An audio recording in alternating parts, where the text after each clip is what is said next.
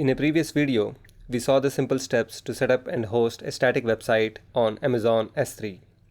Now let's go a step further and set up a similar website using a custom domain name. To do this, we will use Amazon Route 53, which is a domain name service. Hi, I am Raghuveer Varahagiri and welcome to Hands on AWS.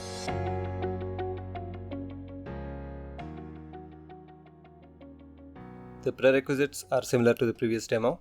You need an AWS account and the website assets like the HTML pages and the images that you want as part of the website. We will go through these 3 steps as part of this demo.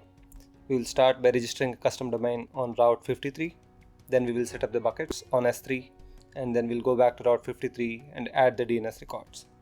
Now the second step of setting up the S3 buckets for static web hosting is very similar to what we did in the previous demo, but pay attention to a couple of key differences that we will cover in this demo.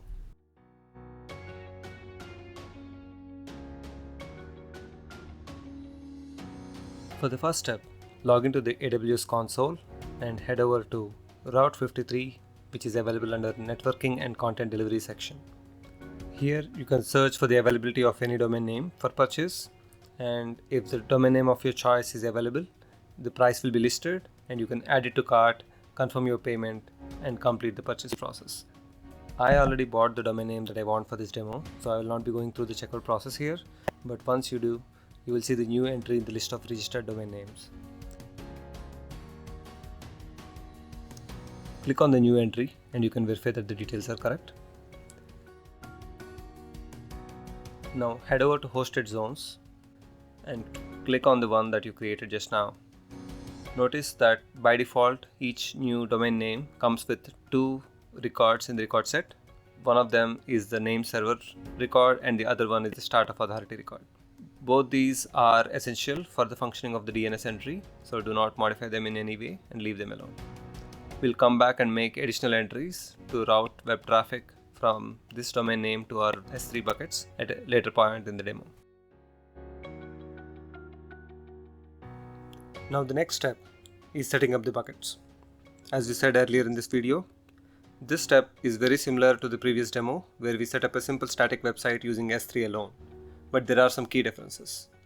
Primarily, the difference is that here we will be creating 2 buckets.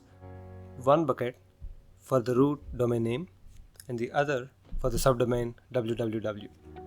If you want to have more subdomains for your website, you go ahead and create 1 bucket each. If you think we're going through these steps too fast, also take a look at the previous demo where we focused exclusively on S3 setup for static web hosting. Now let's jump back into the console, starting with creation of the 2 buckets we talked about and then uploading the content to the root bucket. For this demo, I'm using handsonaws.com as the custom domain name, and I created a bucket with that exact same name, handsonaws.com. In addition, I created another bucket with the name www.handsonaws.com. If you are following along, you would obviously use your own website name for the bucket names. Now go ahead and upload the content of the website to the root bucket. Select default options. The next thing to do now would be to enable static web hosting on the root bucket and to make it public. This is something we covered in great detail in the previous demo, so we will be zipping through those steps right now.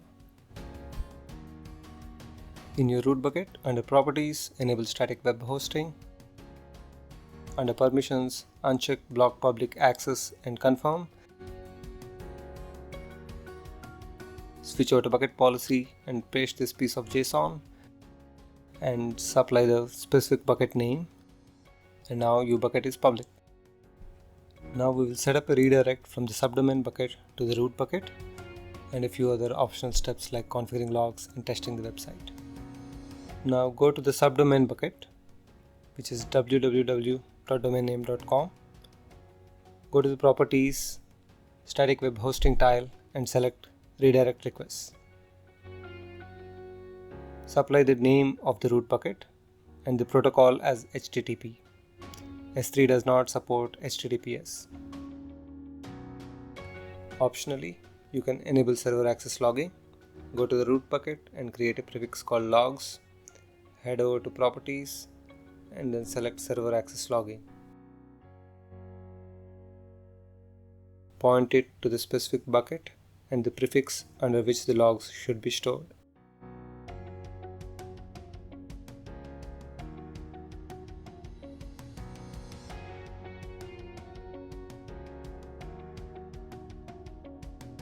Now we test the endpoint of the S3 bucket to make sure everything works fine so far.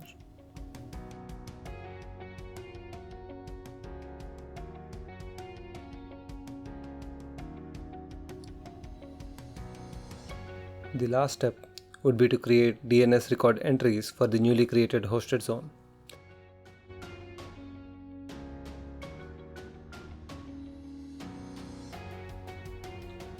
Go to the record set and we'll create two new record set entries of A type for this hosted zone.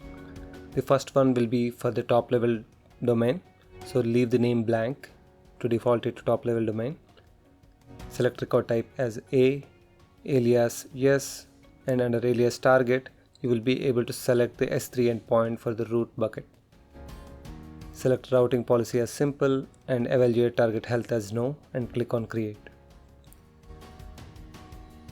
Similarly, create another A-type record for this subdomain bucket. Once again, you will select the record type as A, but this time in the alias name, select www.domainname.com, alias as yes, and alias target. Once again, you will select the S3 endpoint for the subdomain bucket this time. Leave the other default options as is and click on create. Now there should be 4 record set entries for this hosted zone.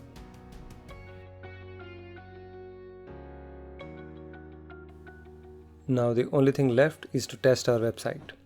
Open a new private browsing window and enter the website name. If you did everything right, your website should open with the default index.html page, and this should work with both the top level domain name as well as the www subdomain.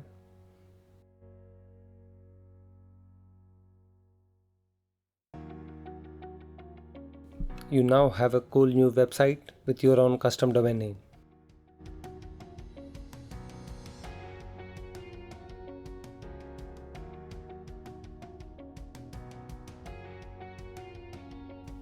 That brings us to the end of this demo. To recap, we started by registering a custom domain on Route 53, then we set up a couple of S3 buckets with content and settings, and we added a few DNS entries to Route 53 in the new hosted zone. And lo and behold, we have a brand new website at our new custom domain. Stay tuned for more videos and demos on Hands-on AWS.